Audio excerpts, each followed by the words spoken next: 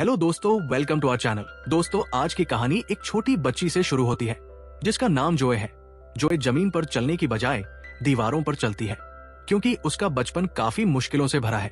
उसके mummy papa हर वक्त लड़ते रहते हैं, जिस वजह से उसके घर में शांति नाम की कोई चीज नहीं है। और इन्हीं सबसे परेशान होकर वो अक्सर खिड़की से बाहर बैठ जाती है, और जब भी वो खिड़की पर बैठती है तो उसे कुछ पलों के लिए सुकून मिलता है। अब कहानी 20 साल बाद की दिखाई जाती है, जहां अब जोए काफी बड़ी हो चुकी है। जोए एक क्लीनर की जॉब करती है क्योंकि जब से उसके माता पिता की मौत हुई है तब से वो ही अपने भाई का ख्याल रखती है, और अपने भाई की वजह से ही उसने मिलिट्री की जॉब छोड़कर एक क्लीनर की जॉब करना स्टार्ट किया था। अब जोए रोज की तरह तैयार होकर अपने काम के लिए निकल जाती है। वो अपने भाई को भी अपने साथ लेकर जाती है क्योंकि उसका भाई दिमागी रूप से थोड़ा वीक है। अब वो अपने भाई को लेकर उस बिल्डिंग में आ जाती है जहां वो एक क्लीनर का काम करती है। दरअसल जोए शहर की ऊंची ऊंची बिल्डिंग्स के शीशे और ऑफिस की साफ सफाई करती है। अब जोए कंपनी के मैनेजर से बात करती है और उसे बताती है कि जब तक उसका काम खत्म नहीं हो जाता तब तक उसका भाई यहीं पर रहेगा। अब वो अपने भाई माइकल को रिसेप्शन पर बिठाकर खुद काम करने ऊपर चली जाती है। अब वो लिफ्ट के जरिए ऊपर आ जाती है। अब जोए अपने काम में लग जाती है। अब ये बिल्डिंग इतनी ऊंची थी, इसका अंदाजा इसी बात से लगा सकते हैं कि बिल्डिंग के ऊपर से आसमान बिल्कुल पास दिखाई दे रहा था। अब ये नजारा देखने में जितना अच्छा था उतना ही खतरनाक भी, क्योंकि एक छोटी सी गलती होने पर इंसान की मौत निश्चित है। अब वो एक डेकिंग रस्सी के जरिए सफाई करने लगती है। वहीं दूसरी तरफ माइकल ऑफिस के ग्राउंड फ्लोर पर उसका इंतजार कर रहा था। कंपनी का ही सिक्योरिटी गार्ड उसकी देखभाल कर रहा था। अब क्योंकि माइकल दिमागी रूप से कमजोर है, इसलिए वो एक जगह शांति से नहीं बैठ पाता।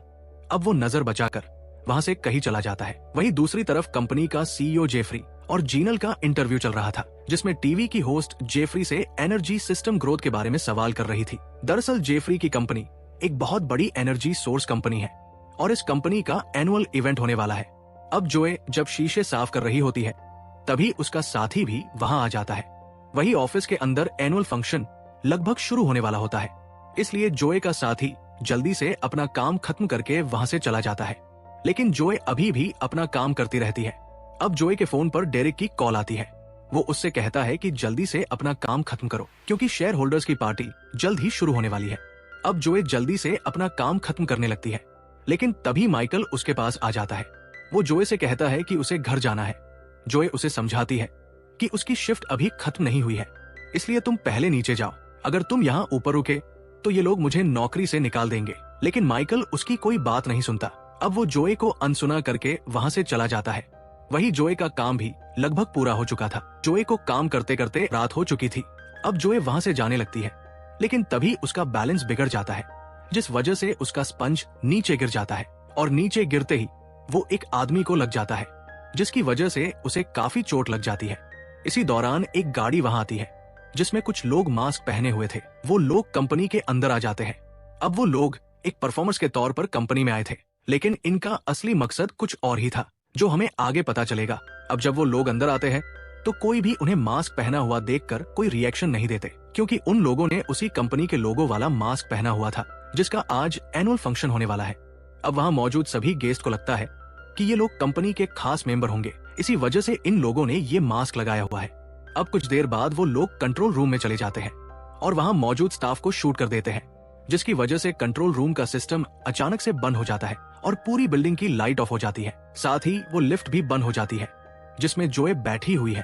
अब वो लोग सिस्टम को ऑन कर देते हैं और कंट्रोल रूम को अपने कंट्रोल में कर लेते हैं, यानी कि उन लोगों ने पूरी बिल्डिंग को अपने कब्जे में ले लिया था। वही जोए की लिफ्ट उस बिल्डिंग पर आकर अटक जाती है जहां पर कंपनी का एनुअल इवेंट हो रहा है। अब वो खिड़की से सबको देखती रहती है, लेकिन वो ना तो अंदर जा सकती है और ना ही ऊपर जा सकती है। अब इवेंट हॉल में पार्टी शुरू हो जाती है। तभी वो मास्क पहने हुए लोग वहां जहरीली गैस छोड़ देते हैं, जिसकी वजह से कुछ देर में ही सभी लोग बेहोश हो जाते हैं। अब क्योंकि मास्क पहने हुए लोगों ने पहले से ही सेफ्टी मास्क पहने हुए थे, इसलिए गैस का असर उन पर नहीं होता। अब गैस इतनी ज्यादा फैल गई थी कि कोई भी इसकी चपेट से नहीं बच पा रहा था।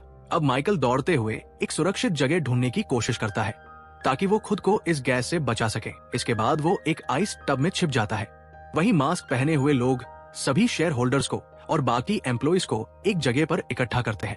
इसके बाद वो लोग उन एम्प्लॉयज को भी एयर फिल्टर मास्क देते हैं ताकि वो लोग होश में रहें। इसके बाद वो लोग उन सभी शेयर होल्डर और सीईओ से बात करना शुरू करते हैं। दरअसल ये जो लोग मास्क पहनकर कंपनी में आए हैं, ये लोग इन्वायरमेंट को बचाने वाले लोग हैं और इनका मानना है कि जिस कंपनी का आज इवेंट हो रहा है, ये कंपनी गलत तरीके से एनर्जी को प्रोड्यूस करती है, जिसकी वजह से आसपास के एनवायरमेंट पर इसका काफी गहरा इफेक्ट पड़ रहा है। और इनका मकसद बस यही है कि ये लोग कंपनी के शेयर होल्डर और सीईओ से एक कबूलनामा ले, जिसमें वो खुद ये कबूल करे कि उनकी कंपनी पर्यावरण को नुकसान पहुंचा रही है और उनकी कंपनी की वजह से इकोसिस्टम पर भी असर पड़ रहा है।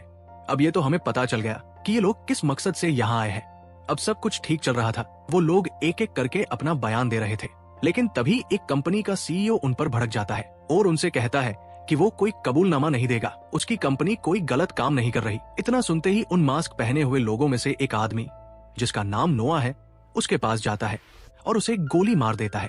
अब ये देखकर उसके साथी चौंक जाते हैं, क्योंकि वो लोग तो यहाँ सिर्फ सच को दुनिया के सामने लाने के लिए यहाँ आए थे। उनका मकसद किसी को नुकसान पहुंचाने का नहीं था।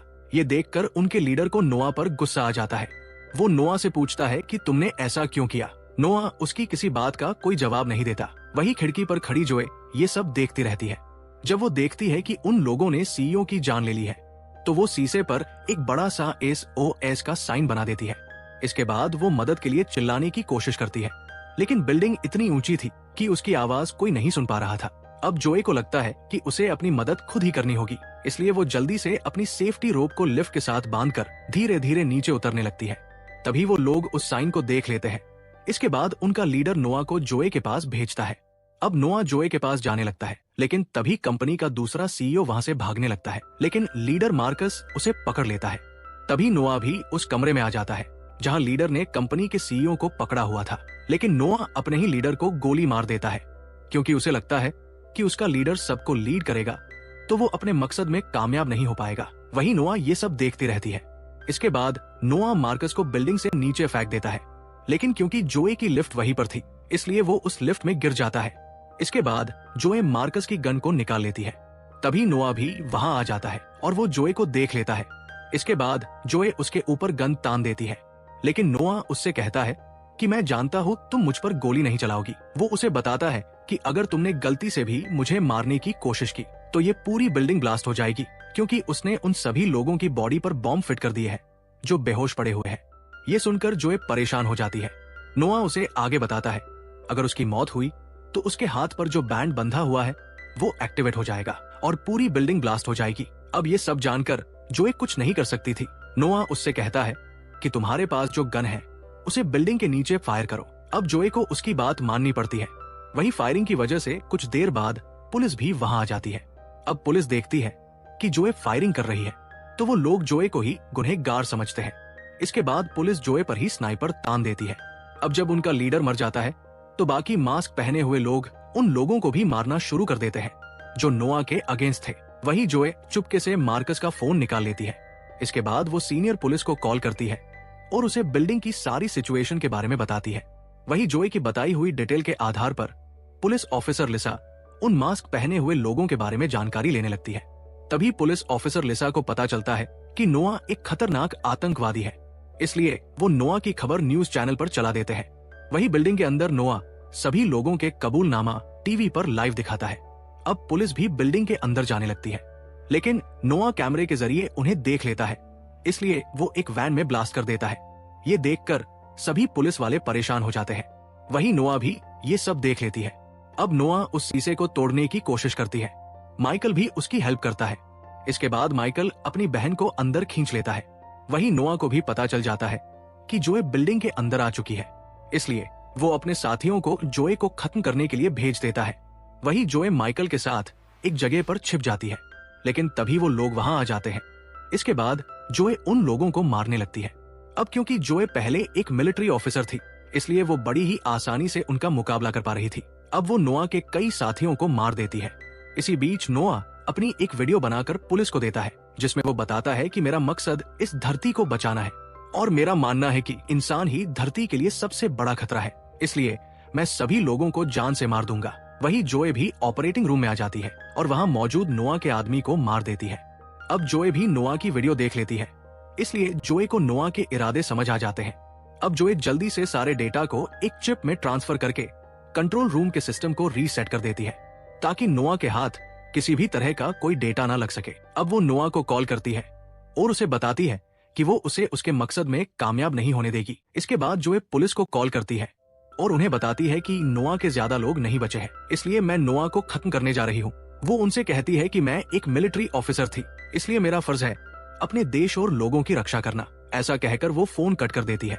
इसके बाद वो उस चिप को माइकल को देते हुए कहती है, तुम इसे लेकर किसी सेफ जगह पर छिप जाओ। अगर तुम्हें मौका मिले तो बिल्डिंग से बाहर चले जाना, मैं कुछ देर में तुम्हारे पास आ जाऊंगी। माइकल जोए की बात मान लेता है और वहां से चला जाता है। वहीं नोआ भी अपने साथियों के साथ जोए के पास आ जाता है। इसके बाद जोए उसके आदमियों को मार देती है, लेकिन वो नोआ को नहीं मार सकती क्योंकि वो जानती है कि अगर नोआ मर गया तो उसके हाथ में बंधा हुआ बैंड एक्टिवेट हो जाएगा।